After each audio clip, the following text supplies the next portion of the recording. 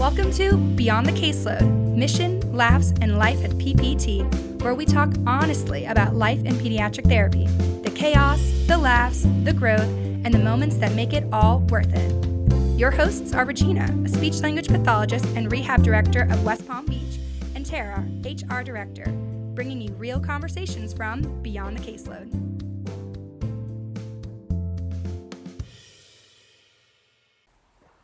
Hi, welcome back to Beyond the Caseload. I am Regina. I am the rehab director at our West Palm Beach location, and I am joined with Tara. Hi, I'm the human resources director for progressive pediatric therapy. So we are going behind the scenes of all things pediatric therapy, and today's episode is burnout prevention. So we are going to talk about different strategies starting from day one on how to prevent this, because I feel like a lot of settings we get this and it can happen, and there are things that we can do as therapists to prevent that. Yeah. In all my years of working with therapists, I've noticed that I can have two therapists start on the same day with me, and one can be off and running and the other one really struggles. I want to talk about what happens to make these clinicians set themselves up for success from the beginning, and how they can have two different perspectives but be together at the beginning. Our first question is, what habits or mindsets do you see in new hires who adjust well versus those who struggle right out the gate? Yeah, so it starts at the beginning when I start sending them information, right? The ones that as soon as they get it, they're filling it out, versus the ones I have to chase. So then I'm now chasing you to get your direct deposit information. You want to get paid? Fill it out. On day one, when they come prepared, they have a laptop, they have enough storage. I send a welcome email with all of the information that says, please make sure that your laptop is updated, that you have available storage, bring your ID, bring your social security card, everything that they would need to know for day one. Now, whether they do it or not, you can lead a horse to water, but you can't make them drink. Some of them on day one, they're like, oh, I don't have enough storage. I didn't charge my battery. I left my charger in the car. And I'm like, oh God, this isn't going to be good. Here we go. Even those little things make a difference. Then we review how to write a note. And the ones that take copious notes right away, they bust out their phone and they're recording. How do they do it? Those are the ones that are like, oh, and I guide them. I'm like, do you want to take out your phone and record? They're like, oh no, I can remember. They're not going to remember. I think that the ones that are, like we talked about in the last episode, not afraid to ask questions and not afraid to practice. We role play. I'm like, okay, let's pretend we're in a session and you're going to write a fake note. What are you going to write? How are you going to do it? Start from the beginning versus the I got it. Got it. That is a big thing, the confidence. We want you to have confidence, but not too much confidence where you think you know it all at the beginning. Yeah. And I think that goes like learning styles too. Some people are that type A and they're like, the notes are organized, everything's there. And then there are people who are more that type B. I'm a type B, 100%. Navigating it in a way that you're not just yesing them, like that overconfidence thing. Right. Where I know I have to get down and dirty to learn something. Just throw me in and let me figure it out, but you're going to give me feedback. Or let me try, you show me, and tell me how I'm doing it and what step I missed. So I think the overall theme, whether you're type A or type B, is don't be afraid to ask questions. It's okay if you don't get it the first time. And that already is starting you off strong, like not burning out and feeling so overwhelmed in the beginning. There is so much when you start anywhere new. There's so much to learn. What do you think is like something that makes somebody really successful out of the gate versus somebody who's not as successful? Receiving feedback. Accepting and receiving feedback, because you are new. Whether you've been doing this a long time and you're like, I got this. I've been a therapist for 25 years. I got this.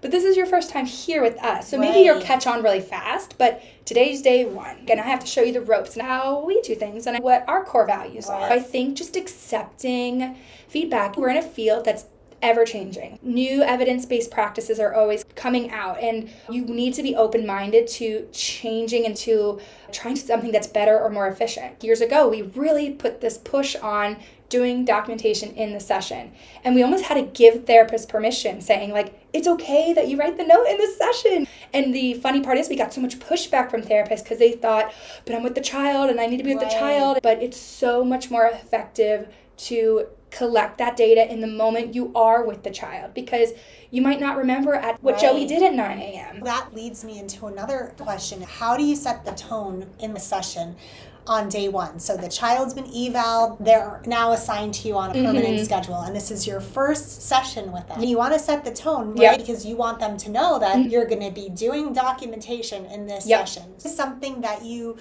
do in that session, or say to mom or dad or whoever the caretaker is, to let them know that this is what happens and how we do it. Yeah. So I set up my environment. My computer is already up. I already have their chart open. So it shows the parent that I've already set up for you. That computer's open. It's not tucked away. It's not just sitting on my counter. It's already open and ready. And it's all ready to the note part. I'm a talker. Shocking.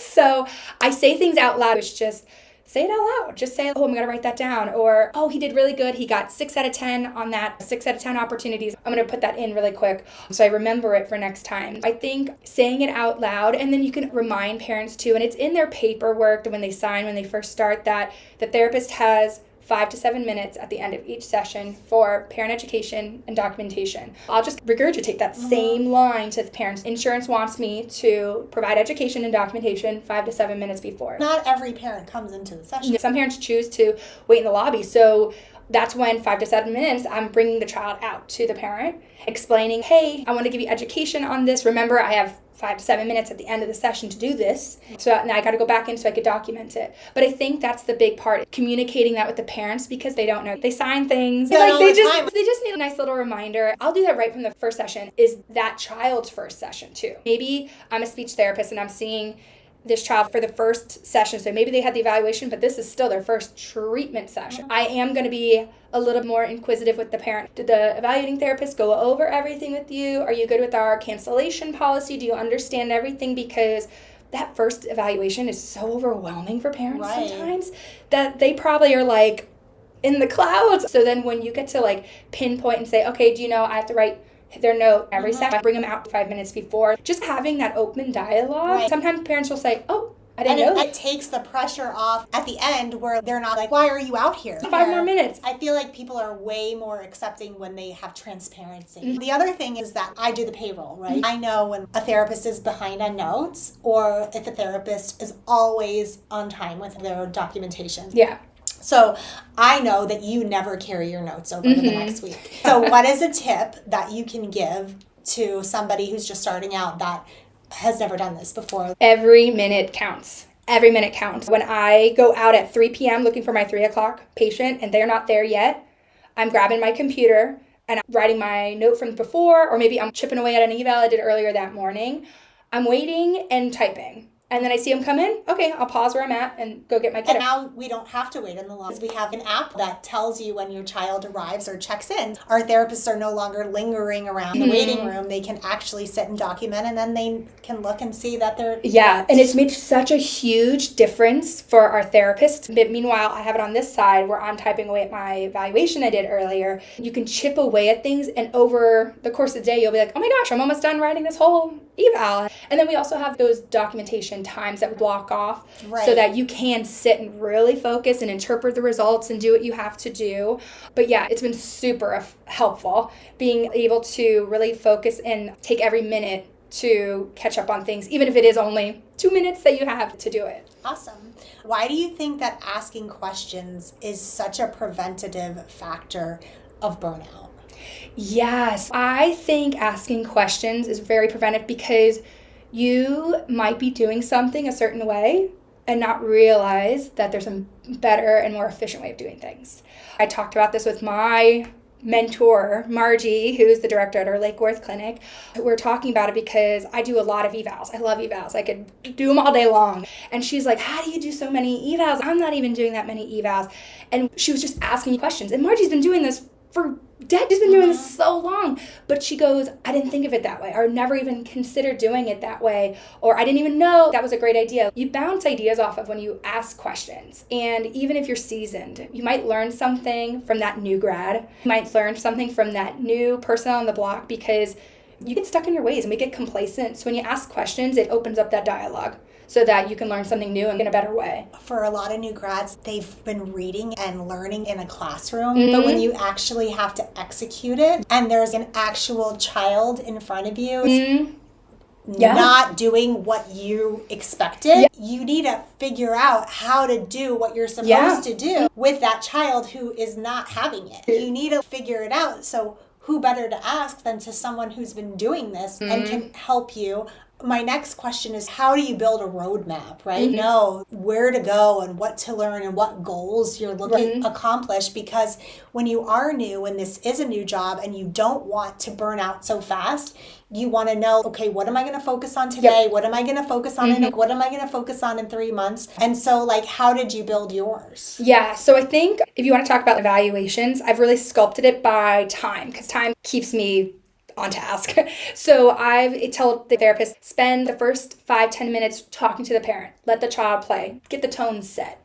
Then dive into your evaluation, and don't spend more than 30-40 minutes doing the assessment part. If you're not done when you're coming up to your time, that's okay. That leads us into our next topic too, that perfectionism trap. But because you want to then give 10 more minutes of debriefing with the parent and just talking them through, this is what I see really quickly. I still need to score it, but this is what I could tell right away. Letting them off where you still have 5 or 10 minutes at the end of that to write down the things I need to write down before gearing up for my next kid. And now we could take that little moment and expand it into what you think is actually doable. What do you think? And it doesn't have to be this Pinterest board or this big grand accomplishment. Sometimes we get kids who are very limited verbal, and I just want them to use gestures or hit a button on this AA device. It doesn't have to be grand because they're all baby steps that build up to it. OTs are great at this task analysis part where they break things up into tiny baby steps so that it's so much more doable, and then you're always on the right path to progress. Right. Yeah, that is our next topic, perfectionism. I think a lot of therapists burn out because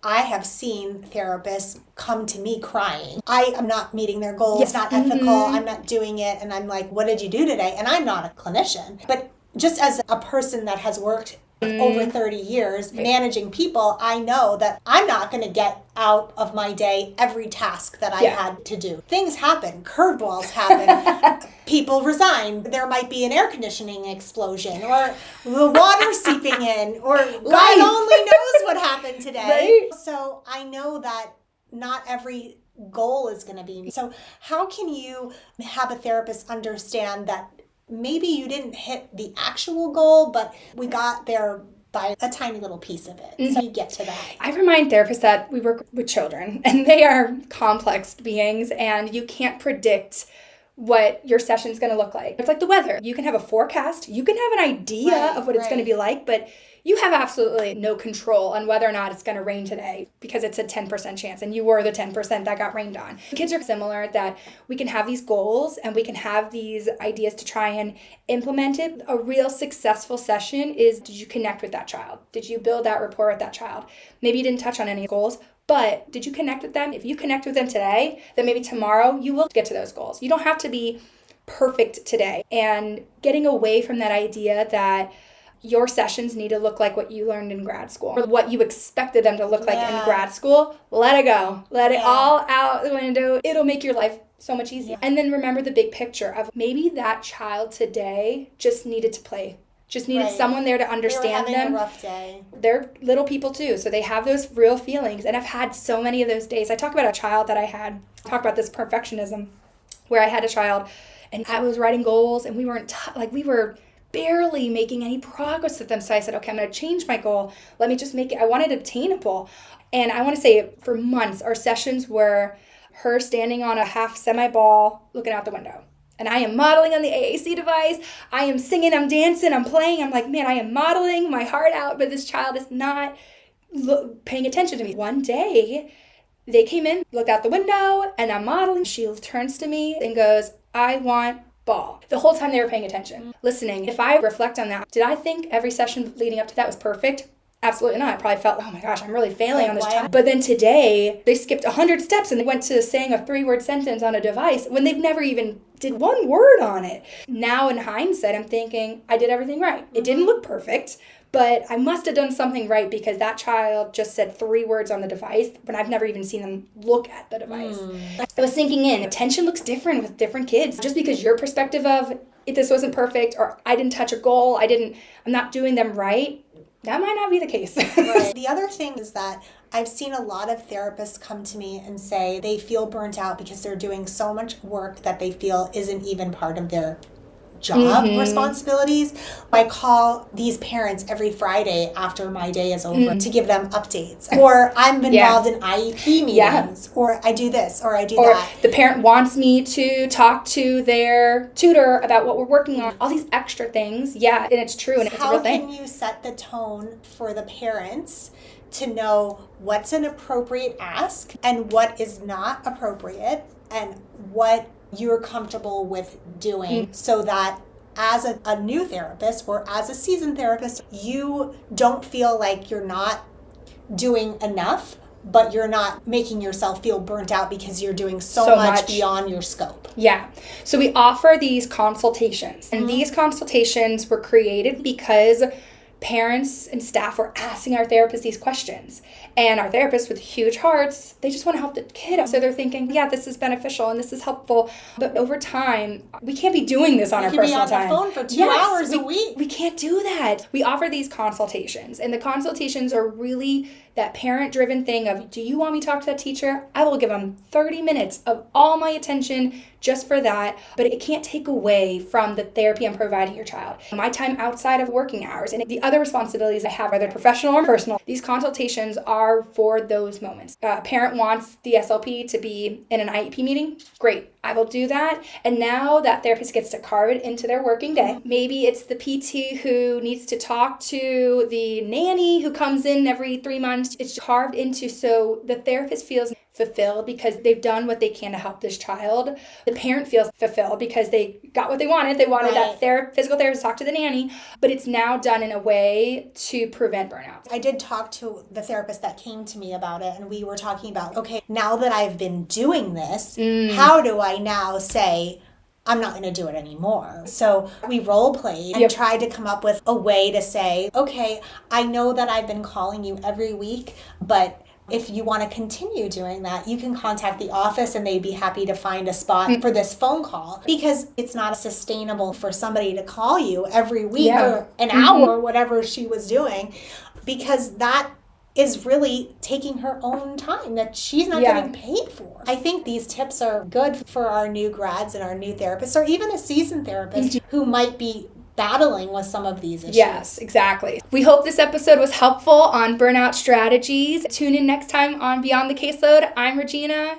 I'm Tara. Have a good one. Bye. Thanks for listening to Beyond the Caseload. Before we wrap up, a huge thank you to our sponsor, Galileo for Kids, a science-backed whole body vibration supporting strength, balance, and meaningful progress in pediatric therapy. If today's episode resonated with you, share it with a colleague or a friend who could use it. And don't forget to follow so you never miss an episode. Until next time, take care of your kids, your caseload, and yourself, because there's always more beyond the caseload.